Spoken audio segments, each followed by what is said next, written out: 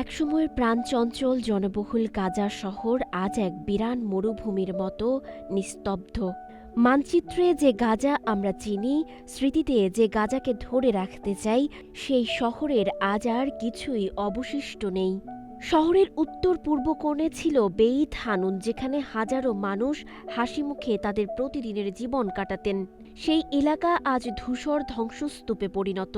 পাশের সুজাওয়াও একই পরিণতির শিকার, যেখানে একটিও অক্ষত ভবন নেই, নেই মানব জীবনের কোনো চিহ্ন।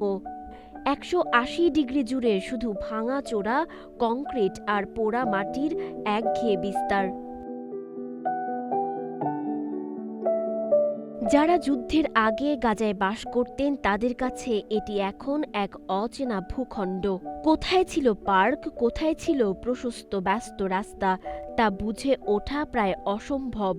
শিশুদের খেলার মাঠ, সন্ধ্যার আড্ডার রেস্তোরাঁ আর উপকূল জুড়ে থাকা সুন্দর গ্রামগুলোর অস্তিত্ব যেন ইতিহাসের পাতায় হারিয়ে গেছে।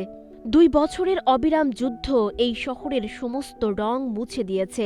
শুধু বাকি আছে দুঃসহ শোক আর কিছুটা বেঁচে থাকার লড়াই। জীবন অবাক না করলে কে করবে? 28% মিল্ক ফ্যাটের অবাক করার সাথে ফ্রেশ মিল্ক পাউডার। জীবন অবাক করুক প্রতিদিন। এটি তথাকথিত ইয়েলো লাইন এর কাছের একটি রেখা, যা গাজাকে চিরে 2 ভাগে ভাগ করেছে, যার এক পাশে ইসরায়েলের নিয়ন্ত্রিত অঞ্চল আর অন্য পাশে হামাসের প্রভাবাধীন ভূখণ্ড। এই বিভাজনকে বলা হচ্ছে মার্কিন প্রেসিডেন্ট ডোনাল্ড ট্রাম্পের শান্তি পরিকল্পনার প্রথম সফলতা। কিন্তু বাস্তবতা হলো, এই শান্তি যতটা বলা হচ্ছে তার চেয়ে 100 গুণ বেশি নাজুক। যখনই চুক্তির কোথাও সামান্য ফাটল সৃষ্টি হয়, পুরো পরিকল্পনায় ধসে পড়ার আশঙ্কা তৈরি হয়, অর্থাৎ আবারও হামলা, মৃত্যু আর শোক।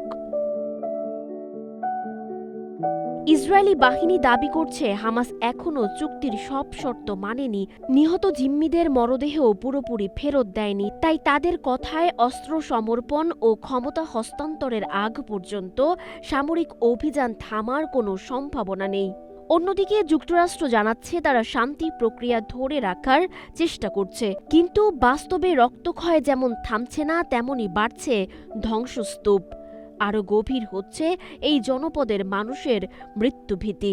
এদিকে যুদ্ধ বিধ্বস্ত গাজায় বিনিয়োগের সম্ভাবনা দেখছেন মার্কিন প্রেসিডেন্ট ডোনাল্ড ট্রাম্প। যেখানে হাজার হাজার পরিবারের বাড়িঘর মাটির সঙ্গে মিশে গেছে, সেই ভূমিকে এখন ব্যবসায়িক সম্ভাবনার চোখে দেখা হচ্ছে।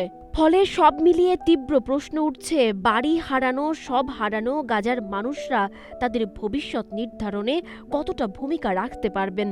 তাছাড়া যারা আজ আশ্রয়হীন, খাদ্যহীন, তারা কি আর কখনো নিজেদের শহরকে নিজেদের মতো করে ফিরে পাবেন?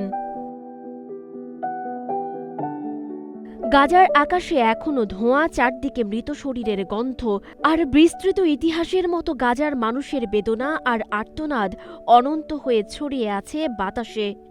একটি জাতির হৃদয় প্রতিদিন নতুন করে ভেঙে পড়ছে, অথচ টনক নড়ছে না বিশ্বের ক্ষমতাসীনদের। সানজিদা আফরিন, সোনিয়া, নাগরিক, প্রতিদিন।